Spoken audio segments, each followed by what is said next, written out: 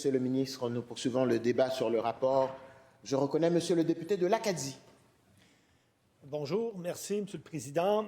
Heureux de prendre la parole ce matin dans cette Assemblée en lien avec le rapport de la Commission des relations avec les citoyens qui a tenu plusieurs journées, soirées d'audition en lien bien sûr avec la consultation générale et les auditions publiques sur le cahier de consultation, la planification de l'immigration au Québec 2026-2029.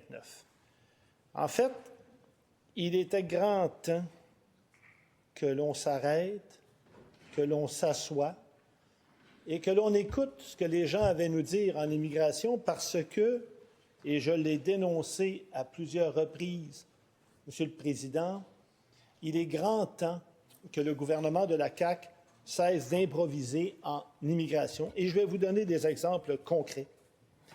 S'il y a deux mots, Monsieur le Président, à retenir de l'exercice qui a été fait par l'ensemble des parlementaires dans le cadre des travaux de la Commission, c'est la prévisibilité et la stabilité.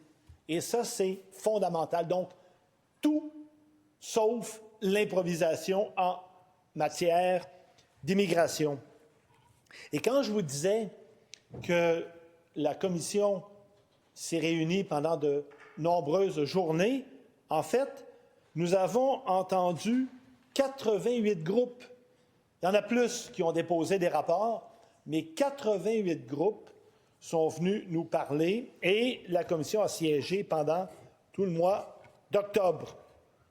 Je tiens à souligner, Monsieur le Président, il y avait une innovation cette année. On a tenu compte des travailleurs temporaires. C'était nouveau. Le gouvernement de la CAQ ne l'avait pas fait. Ici, on l'a fait. C'est grâce à une recommandation, une suggestion de l'aile libérale, de l'opposition officielle, parce que lors de le dernier exercice de consultation, mon collègue, le député Denis Ligan, avait demandé à ce que le gouvernement puisse tenir compte, évidemment, des temporaires, et c'était essentiel parce que, quand on regarde l'ensemble de l'immigration au Québec, il y a bien sûr des gens qui vont devenir des résidents permanents, des citoyens canadiens, mais il y a aussi un très grand nombre de temporaires, et ça, il faut absolument en tenir compte. Alors, merci aux collègues de Néligan, merci au gouvernement d'avoir retenu cette recommandation qui a été faite lors de du dernier exercice de consultation. Et oui, il faut arrêter d'improviser, il faut de la prévisibilité, il faut de la stabilité. Le gouvernement de la CAQ parle souvent du gouvernement fédéral, et c'est vrai qu'en immigration, le gouvernement fédéral a un rôle important à jouer. On ne le minimise pas, sauf qu'il faut être capable aussi de regarder le rôle que doit jouer le gouvernement du Québec dans ce secteur important de la société québécoise. Et je vous en donne quelques exemples. Le Québec est dans une situation unique puisque nous avons une entente en matière d'immigration avec le gouvernement fédéral. Et donc, il y a un partage des responsabilités dans ce domaine important. Le gouvernement du Québec émet ce qu'on appelle des CAQ, c'est-à-dire un certificat d'acceptation du Québec. Ça, c'est émis par le gouvernement du Québec pour que des gens viennent éventuellement sur le territoire. Le certificat d'acceptation du Québec vise l'immigration, les temporaires. Donc, quelqu'un qui voudrait venir étudier, quelqu'un qui voudrait venir travailler d'une façon temporaire, va devoir obtenir un certificat d'acceptation du Québec. Est-ce que le fédéral a aussi un rôle à jouer avec le plan de mobilité internationale, le PMI? Oui, effectivement. Est-ce que le fédéral émet des permis? Oui. Mais ce qu'il faut rappeler à cette Assemblée, c'est que le gouvernement du Québec a un rôle important à jouer. Et donc, pour les temporaires, effectivement, la personne devra obtenir un CAQ. Mais ce n'est pas tout. La responsabilité, la compétence du gouvernement du Québec ne se limite pas au CAQ. Il y a aussi le CSQ, c'est-à-dire le certificat de sélection du Québec, pour tous ceux qui veulent immigrer au Québec et qui, éventuellement, prendront la voie vers la résidence permanente ou vers la citoyenneté. Alors là, c'est la responsabilité du gouvernement du Québec de décerner un tel permis. Mais à un moment donné, dans l'équation, et je vous en parlerai dans quelques minutes, Monsieur le Président, l'exercice devient faussé. Parce que le gouvernement de la CAQ a émis des milliers de certificats. Et quand on regarde les tableaux statistiques qui sont soumis dans le cahier de consultation, on voit, entre autres, qu'au niveau de l'émission des permis fédéraux dans le PMI, il y a une augmentation. Ça s'explique en partie parce que, compte tenu du nombre de CSQ qui sont émis, mais du délai pour que ces gens-là deviennent éventuellement des citoyens canadiens, bien, entre-temps, s'ils ont besoin d'un permis de travail, ils vont devoir demander un permis de travail selon le PMI. Donc, évidemment, plus vous attendez, plus vous demandez de permis de travail, plus c'est long, plus ça augmente le nombre. Donc, ce n'est pas uniquement cet élément-là qui fait augmenter le nombre de PMI, mais il y a quand même une certaine corrélation à faire, et c'est important de le dire, c'est important de le souligner. Donc, beaucoup de certificats émis par le gouvernement du Québec, CAQ et CSQ. Et c'est pour ça qu'il faut revenir aux deux mots-clés que je soulignais au départ, c'est-à-dire la prévisibilité et la stabilité.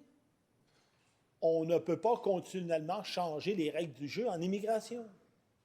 Et je vais vous donner des exemples concrets. Pendant toutes les heures où on a siégé, il y a un très grand nombre d'organismes, de gens qui sont venus nous parler d'immigration.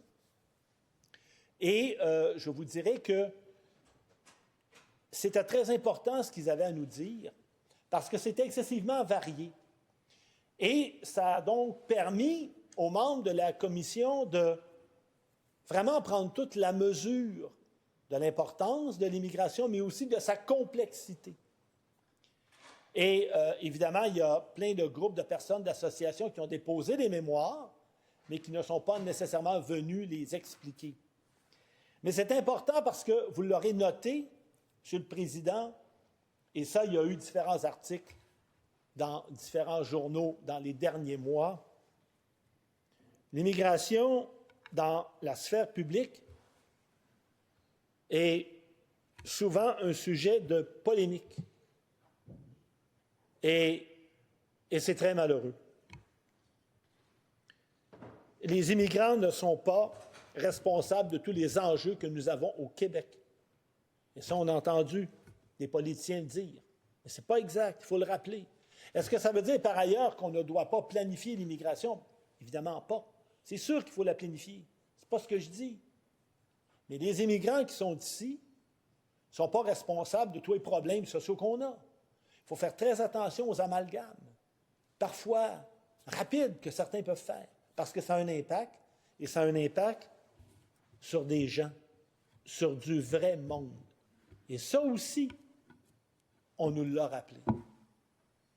Alors moi, ce que je souligne, c'est que quand on parle d'immigration, il ne faut jamais oublier que derrière les chiffres, il y a des personnes.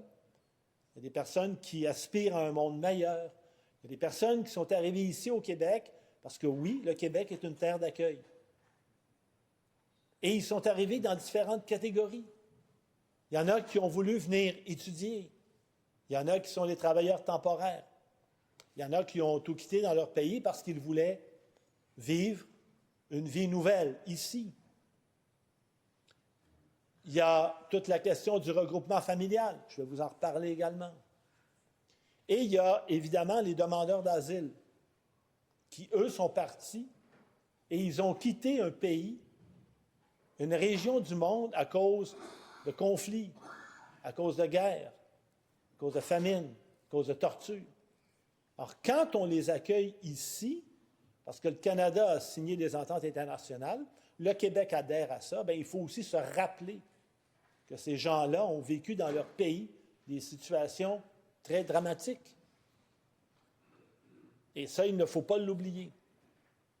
Il faut bien sûr que les mécanismes judiciaires qui sont là pour évaluer leurs demandes le fassent avec célérité, parce qu'évidemment, on ne peut pas attendre des années. Et ça, je dois dire que de ce côté-là, le gouvernement fédéral pourrait améliorer l'efficacité et la cadence, clairement. Mais en attendant, il faut être capable de s'occuper de ces gens-là. Et je tenais à le souligner.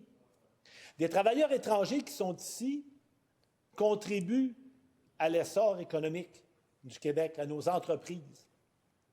Et ça, l'ensemble du secteur manufacturier, des entreprises sont venus nous le rappeler.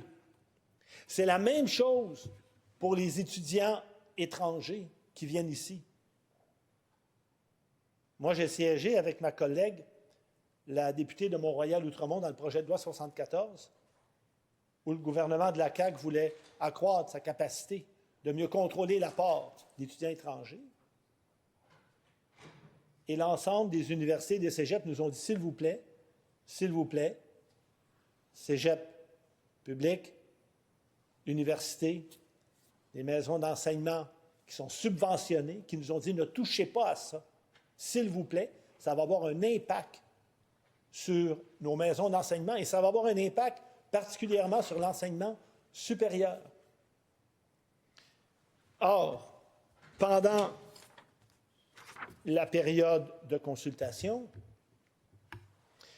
on a eu le privilège d'entendre la Fédération des cégeps, le regroupement des cégeps en région, des universités Laval, Montréal, McGill, Bishops, Concordia et le réseau de l'Université du Québec, dont le recteur du réseau, mais en plus, l'UQAR, l'UQO, l'UQTR, l'UQAM et l'ETS.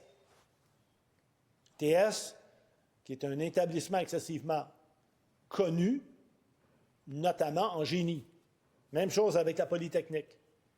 Et ils nous ont dit unanimement, tous la même chose. Avec les décrets que le gouvernement de la CAQ a pris, on n'a plus de stabilité ni de prévisibilité dans le réseau. Et il y a eu une baisse de la clientèle internationale. Et ça, je l'ai fait remarquer en posant des questions aux différents groupes, en contradiction avec les politiques gouvernementales actuelles de ce gouvernement. Pendant les audiences, on est allé vérifier sur les sites, MEFI, ministère des Relations extérieures du Québec, la mairie, Relations internationales, et ils ont encore des plans, des stratégies d'aller recruter à l'étranger. Alors, il faut une certaine cohérence, M. le Président. Et donc, ce que ça fait, c'est qu'il y a un risque pour la capacité de la recherche. On a eu un impact sur la réputation du Québec à l'étranger.